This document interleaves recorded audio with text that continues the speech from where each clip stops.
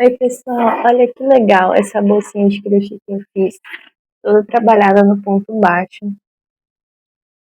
Eu fiz ela porque eu precisava de uma bolsa de mão que não fosse tão grande nem tão pequena. Então, eu acabei fazendo essa daqui. Depois costurei um botãozinho, olha só que interessante, ficou lá dentro. O acabamento dela, dos lados também só foi costurado. Então, eu fiz a peça separada, essa parte aqui, e costurei.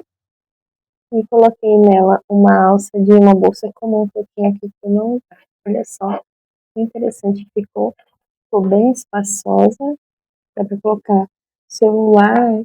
E eu fiz mais para colocar a carteira. Minha carteira ela não tem alça. Eu fiz para colocar. Para caber a carteira, o celular e mais alguma coisinha. O que você achou? Gostou? Curte e se inscreve no meu canal.